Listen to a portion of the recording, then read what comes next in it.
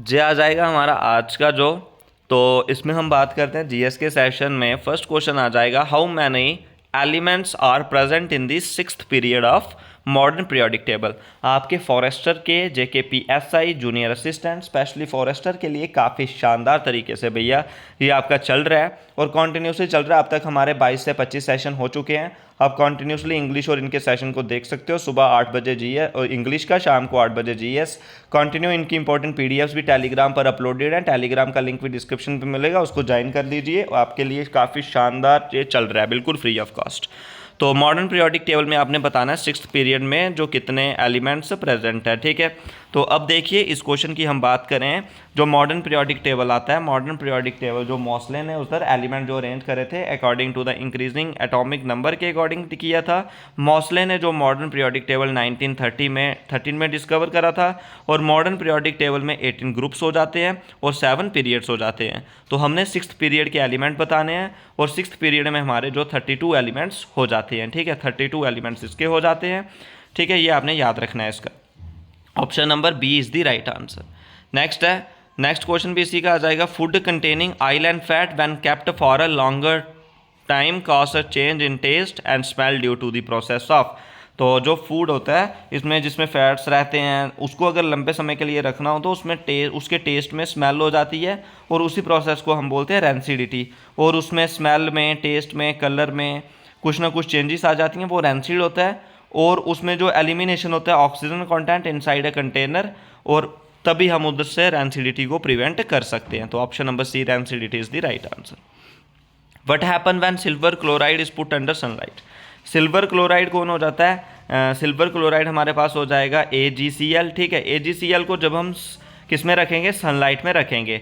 तो सनलाइट में रखने के बाद वो क्या हो जाएगा? एक्सपोज हो जाएगा सनलाइट में, सिल्वर क्लोराइड बन जाएंगे उसमें, और जो सिल्वर क्लोराइड होगा वो ग्रे कलर में हो जाएगा टर्न, और इसी रिएक्शन में क्या हो जाएगा? डिकम्पोजिशन हो जाएगा।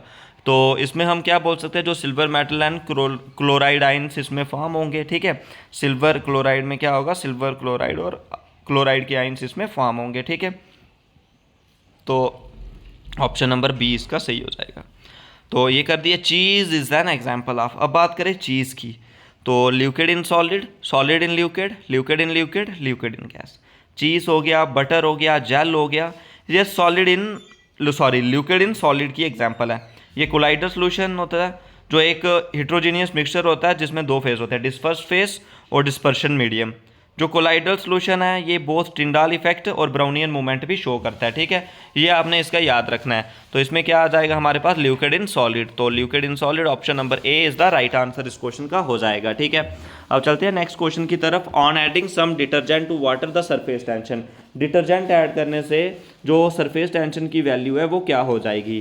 तो जब भी हम डिटर्जेंट ऐड करते हैं, जहाँ डिटर्जेंट ऐड करने से क्या होता है, जो सरफेस टेंशन की वैल्यू होती है वो रिड्यूस या डिक्रीज होती जाती है, क्योंकि उसमें वाटर के होल्ड करने की जो प्रॉपर्टीज होती है वो क्या हो जाती है, जहाँ पे वीकन हो जाती है, ठीक है। तो डिक्रीज इसका सही आंसर आपका हो जाएगा। What is the change in electron activity when we move from top of bottom to the periodic table. जब टॉप ऑफ बॉटम से हम मूव करते हैं पीरियोडिक टेबल में, उसकी इलेक्ट्रॉन एक्टिव एलिमेंट पे क्या इफेक्ट होता है? तो इसके इलेक्ट्रॉन एक्टिव की हम बात करते हैं, तो जो टेंडेंसी है अट्रैक्शन की इलेक्ट्रॉन में बॉन्ड बनाने की, वो इलेक्ट्रॉन एक्टिव हो जाती है। जिस जैसे एलिमेंट हो गए फ्लोरीन, क्लोरीन, ठीक है, सल्फर। तो इनके पास यहाँ वन या दो इलेक्ट्रॉन होते हैं क्या करने के लिए? अपने ऑक्टेट को कंप्लीट करने के लिए। तो इलेक्ट्रॉन एक्टिविटी की हम बात करें, टेंडेंसी होती है एक एटम की अट्रैक्ट करने की, जो शेयर पेयर ऑफ इलेक्ट्रॉन होता है वो होती है हमारी इलेक्ट्रॉन एक्टिविटी।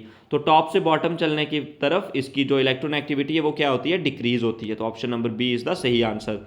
अब इधर IUPAC नेम पूछा हुआ है, तो IUPAC नेम आपको क्या पूछा हुआ है? CH3 CH CH3। कितने सी हैं? 1 2 3 4 और 5। तो 5 सी हैं। तो 5 सी में आपका क्या दिया गया, लेकिन इधर चेन्स भी रखी गई हैं, ठीक है। तो 5 सी में आपका क्या दिया गया है? तो इधर क्या बन जाएगा? CH3 एक चेन में आ जाएगा, बाकी 4 आ जाएंगे, ब्यूटेन वाला बनेगा। तो मिथाइल ब्यूटेन इसका सही आंसर हो जाएगा। लेकिन किस पे मिथाइल ब्यूटेन है? 2 पे, क्योंकि ये देखिए इसकी नेमिंग अगर आप करो तो ये आ जाएगा हमारे पास फर्स्ट ये 2, ये 3 और ये 4, ठीक है। तो सेकंड के साथ ये चेन वाला स्ट्रक्चर हो जाएगा, 2 methyl butane. Number of atomic number in nucleus is set equal to. Atomic number किसके बराबर होता है? तो एटॉमिक नंबर आपने बताना है। एटॉमिक नंबर जो हम बोलते हैं कि नंबर ऑफ प्रोटॉन कितने प्रेजेंट है न्यूक्लियस में, ठीक है, कितने बोले एटॉमिक नंबर, ओ सॉरी एटॉमिक नंबर, हाँ atomic number of nucleus, number of proton कितने प्रेजेंट है, ठीक है, नंबर ऑफ प्रोटॉन कितने प्रेजेंट हो, तो ऑप्शन नंबर सी हो जाएगा, ठीक है। और मास नंबर प्रोटॉन और न्यूट्रॉन कितने प्रेजेंट है, ये याद रखना है, ठीक है। तो नेक्स्ट की तरफ बढ़ते हैं, which of highest oxidation state of metal in fourth period, OS, CR, Fe या Mn। तो ऑक्सीडेशन स्टेट की बात करते हैं, तो जो ऑस्मियम है वो ग्रुप 6 से बिलोंग करता है, तो इसको हम एलिमिनेट कर सकते हैं। जो हाईएस्ट ऑक्सीडेशन स्टेट हो जाएगी वो ग्रुप 4 यानी कि Mn की होती है, वो कितनी होती है 7 होती है, ठीक है। तो Mn की 7 होती है, आयरन की 3 होती है, Cr की +6 होती है, ये याद रखना है। Next question, dash is one of the most important technique for the separation of mixture by passing it in solution or suspension through a medium in which the component move at different rate, filtration, distillation, evaporation या chromatography। तो इस तरह आपने क्या हो जाएगा, chromatography एक जो मॉडर्न टेक्निक है सेपरेशन ऑफ प्योरीफिकेशन करने के लिए ऑर्गेनिक कंपाउंड की, और जो क्रोमेटोग्राफी है इसको एस ट्वीट ने क्या किया था, डिस्कवर करा था, ठीक है। Which of the following is a weldable plastic, तो बेल्डेबल प्लास्टिक कौन सा हो जाता है, thermosets, thermoplastic, thermoset and thermoplastic, ना ही थर्मोसेट और ना ही थर्मोप्लास्टिक। तो जो प्लास्टिक्स होते हैं स्ट्रांग और ductile, poor conductor, heat and electricity, easily moulded हो जाते हैं और कोरिजन रेजिस्ट होते हैं, ठीक है। तो जहाँ पे हम बात करें थर्मोप्लास्टिक, जो डिफॉर्म्ड होते हैं इजिली जब उनको हीट और बेंट अप्लाई करते हैं, ठीक है, थर्मोप्लास्टिक आ जाएगा, ठीक है।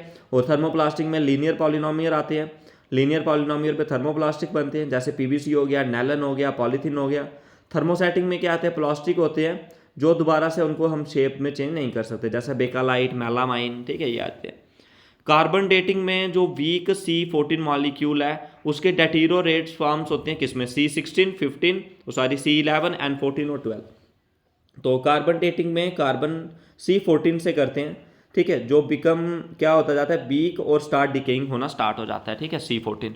नेक्स्ट क्वेश्चन आपने बताना है एलाइज को लेके, तो एलाइज को लेके हम बात करें, ब्रास का क्या होता है, कॉपर एंड जिंक, ठीक है, ब्रास का कौन होता है, कॉपर और जिंक। उसके बाद बात करें ब्रॉन्ज का, कॉपर एंड SN हो जाएगा, ठीक है, ब्रॉन्ज का क्या हो जाएगा, कॉपर एंड SN हो जाएगा, स्ट्रोंशियम, ठीक है। उसके बाद बात करें नेक्स्ट आ जाएगा ड्यूरेलियम, ड्यूरेलियम में क्या होता है, एल्युमिनियम, कॉपर, मैग्नीशियम और मैंगनीज। और मैगनीशियम में एल्युमिनियम एंड मैग्नीशियम।